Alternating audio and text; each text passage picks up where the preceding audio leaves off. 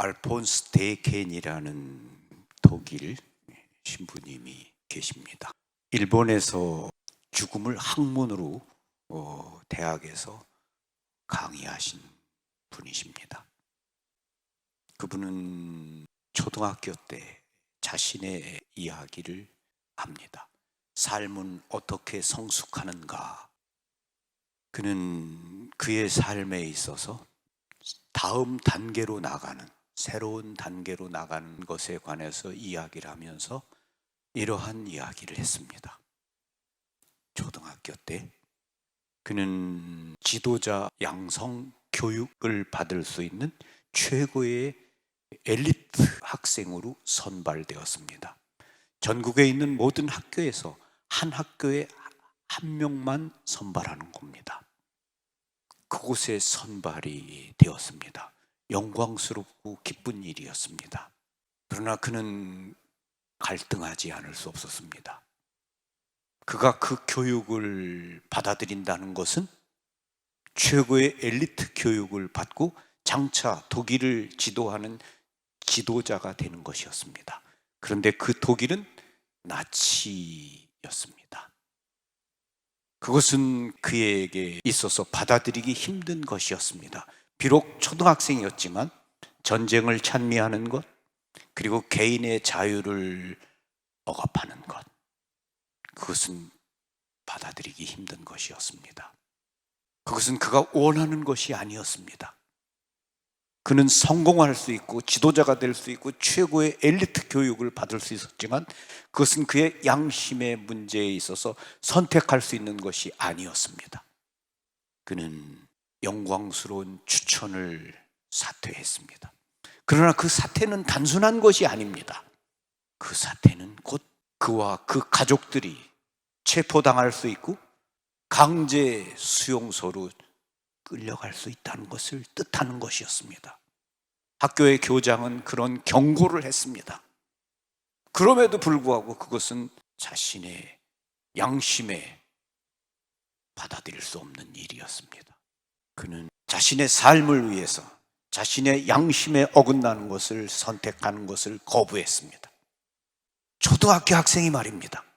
그것을 거부했고 그때부터 그는 동료 친구들로부터 왕따를 당해야 했고 이상한 취급을 받아야 됐습니다. 그러면서 그는 문학에 심취하기 시작했습니다. 책을 읽고 글을 쓰고 그러면서 그는 새로운 길로 나가게 되었습니다. 신부님은 말합니다.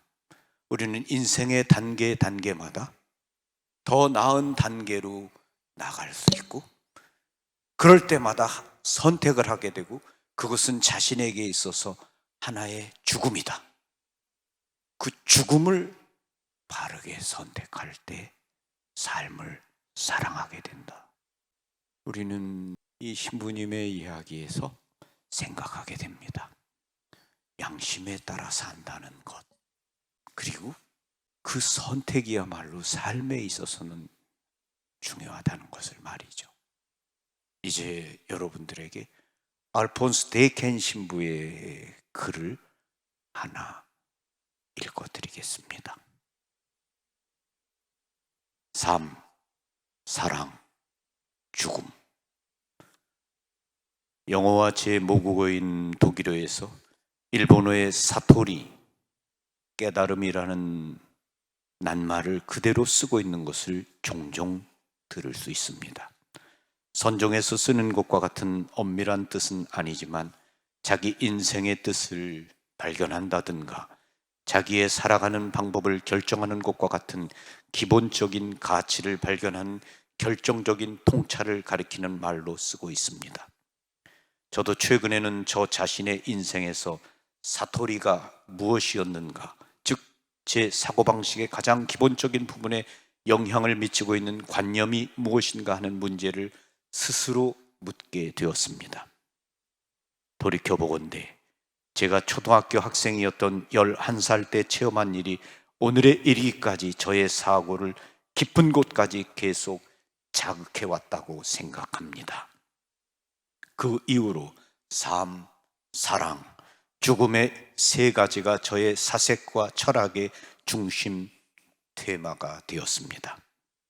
저는 어렸을 때 고향인 북독일에서 제2차 세계대전의 격렬한 공습을 경험했습니다. 당시 제게는 동갑나기 11살로 특별히 친했던 친구가 하나 있었습니다. 그 무렵에 저는 꽤 다감한 문학 소년으로 두 사람의 영원한 우정의 증표로서 시집 한 권의 분량이 실이 될 만한 시를 쓰기도 했습니다. 저는 헤르만 헤세의 시에 심취했었습니다. 어느 날 밤이었지요. 언제나처럼 미군기의 편대가 우리 마을 상공에 나타났는가 싶더니 곧 수많은 소위탄을 소낙비처럼 쏟아지듯 투하하기 시작했습니다. 그 중에 한 발이 운이 나쁘게도 제 친구의 바로 옆에서 장렬하여 일순간 황린 불꽃이 그의 전신을 삼키고 말았습니다. 너무도 갑작스러운 일이어서 꼼짝 못하고 서 있는 제 귀에는 눈앞에 불기둥 속으로부터 도움을 청하는 친구의 외침이 쟁쟁하게 들려왔습니다. 저는 소화용 물을 떠가지고 달려갔지만 몇 개의 물통을 가지고는 이미 훨훨 타오르는 불길을 잡을 수가 없었습니다. 친구는 불꽃에 휘말려 몸을 비틀면서 살려줘! 물을! 하고 계속 외쳤지만 기진맥진해서 쓰러지기 직전에 저에게 불길 속으로부터 제게 대한 우정을 나타내는 말을 확실하게 보냈습니다. 불꽃에 쌓였던 친구의 모습은 제 마음속에 깊이 새겨졌습니다. 그의 고통, 외침, 사랑의 말, 그리고 죽음, 친구가 참혹한 최후를 마친 다음 저는 숲과 산속을 몇 번이나 혼자서 헤맸는지 모릅니다. 제가 얼마나 고독과 슬픔에 빠졌었는지 그것은 말로 표현할 수도 없습니다. 이때부터 삶과 사랑과 죽음의 세 가지 테마가 서서히 제 의식의 중핵에서 모양을 형성해 갔습니다. 그 이후로 이 세 가지의 테마와 그 밀접한 서로의 관계는 항상 제 관심의 중심을 차지하게 되었습니다. 그 비통한 체험에 의해서 이들 세 가지의 현상이 얼마나 깊이 맺어졌는가 하는 것을 배웠습니다. 이들 중에서 하나를 이해하려면 다른 두 가지를 알아야 하며 한 가지를 깊이 연구한다는 것은 나머지 두 가지를 깊이 통찰하는 것이 되기도 합니다. 물론 인생의 나들이길에서 우리는 헤아릴 수 없을 만큼 다양한 경험을 쌓을 것입니다. 기쁜 일, 슬픈 일, 만남, 그리고 헤어짐. 하지만 결국 인생에서 중대한 체험이라고 할 수 있는 것은 모두 특히 살아있는 자의 이별까지도 작은 죽음이라고 생각한다면 삶, 죽음, 사랑의 세 가지로 환원되는 것이 아니겠습니까? 사랑과 죽음이란 테마의 본질적인 의미에 대해서 죽을 때가 가까워진 것을 알고 있는 암 환자를 만남으로 해서 저는 약간 다른 형태로 배울 수가 있었습니다.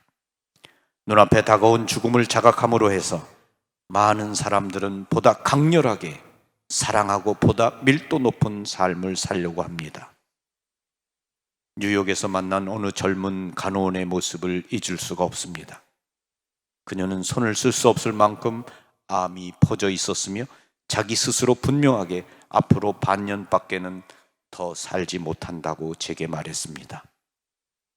암을 알려주는 것이 환자를 절망시키고 의기소침하게 할 뿐이라고 굳게 믿고 있는 의사가 아직까지도 적지 않은 모양인데, 비록 건강한 사람이라 해도 이 뉴욕의 간호원만큼 통렬하게 사랑하고 또 살아가는 사람이 전혀 없다고 단언할 수 있습니다. 그녀는 자신의 시간이 앞으로 얼마 남지 않았다는 것을 알기 때문에 다른 사람들이 일생 동안 사랑하는 것을 그 짧은 시간에 압축하여 한 사람이라도 많은 사람에게 따뜻한 애정을 쏟아서 행복하게 해주려고 한 것입니다. 그때 제가 뉴욕에서 통감한 것은 충실한 인생이란 반드시 양적인 문제가 아니라 오히려 생명의 질적인 문제라는 점이었습니다. 저는 여러 나라에서 많은 양로원을 방문했는데 그때마다 80세, 90세와 같이 장수하기는 했어도 오랜 세월 동안 오로지 자기라는 감옥 속에서 살아왔으며 한 번이라도 진실된 사랑을 한 적이 없는 노인들과 많이 만났습니다. 비록 짧기는 하지만 더없이 충실했던 그 간호원의 일생을 생각할 때 그런 노인들의 긴 인생이 어쩐지 공허한 것처럼 느껴지는 것을 뿌리칠 수 없었습니다.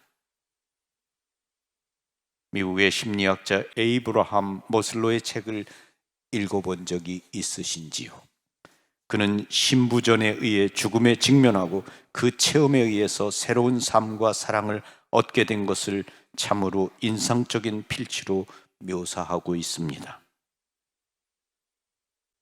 죽음에 직면하여 그리고 일시적으로 그 집행이 유예됨으로써 모든 것이 보다 귀하고 신성하며 아름답게 느껴져서 나는 모든 것을 사랑하고 포옹하여 그것들로부터 압도당하고 싶은 충동을 전에는 미처 느껴보지 못했을 정도로 강하게 느꼈다. 늘 보아온 강이 이처럼 아름답게 보인 적은 없었다. 죽음이 그리고 죽음의 가능성이 항상 존재하기 때문에 보다 깊은 사랑, 보다 정열적인 사랑이 가능해진 것이다. 만약 결코 죽지 않는다는 것을 안다면 과연 정열적으로 사랑할 수 있겠는가? 많은 사람은 다가올 죽음이라는 것에 적극적인 의의, 보다 큰 사랑을 향한 도전을 직시하려 들지 않습니다. 그러나 인생에서 피해갈 수 없는 몇몇 이별의 체험을 작은 죽음으로 받아들여 큰 죽음의 시련에 대비해야 하는 귀중한 기회로 삼을 수 있는 것은 아닌지요. 프랑스의 격언에도 이별, 그것은 작은 죽음이라는 것이 있습니다. 사람의 일생은 이별의 연속입니다. 정들여 살던 땅을 떠나고 부모와 헤어지며 실연하고 이혼하며 친구를 잃고 정든 직장을 떠나며 퇴직하고 배우자를 잃게 됩니다. 만약 사람이 인생에 있어서의 이와 같은 이별의 많은 것을 오직 일방적으로 부정적인 것으로만 포착하고 긍정적인 의의를 아무것도 찾아내지 못한다면 참으로 유감스러운 일이 아닐 수 없습니다. 이별의 하나하나의 체험 속에서 자기의 작은 일부분이 죽어갑니다. 인간은 타인과의 만남 속에서 살고 있으며 자기의 일부는 사랑하는 사람 속에서 살고 있습니다. 때문에 사람과 헤어질 때에는 필연적으로 자기의 일부도 또한 잃게 되는 것입니다. 그러나 이러한 죽음을 통하여 새로운 자기를 탄생시키는 것 또한 가능합니다. 그것이야말로 이별의 긍정적인 의의라고 생각합니다. 저는 무엇보다도 이별이라는 것을 자기 자신의 죽음에 대한 중요한 준비로서 간직하고 있습니다. 일본에 사는 외국인이 가장 빈번하게 받는 질문 중에 하나가 당신은 왜 일본에 오셨습니까? 라는 것입니다. 실은 제가 일본에 대해 최초의 흥미를 가지게 된 것도 사랑과 죽음의 테마에 관련된 것입니다. 초등학교 학생 시절 저는 볼런티어, 자원봉사자로서 교구에 있는 가톨릭 성당의 문고에서 사서로 일한 적이 있습니다.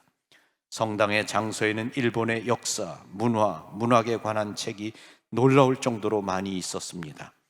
나가이 다카시 씨의 이 아이를 남겨놓고의 독일어 번역본을 읽은 것도 여기에서였습니다. 저는 눈에 띄는 일본에 관한 책은 모조리 읽었으며 얼마 후에는 나가사키 26기 순교 성인에 관해서 쓴 책과 만나게 되었습니다. 특히 저를 매료시킨 것은 순교자 중에서 가장 어린 나이로 당시의 제 나이와 같은 12살이었던 루도비코 이바라키의 언동이었습니다. 경장으로 끌려가는 도중 한 병사가 어린 이바라키를 가엾게 생각하여 이렇게 말했습니다.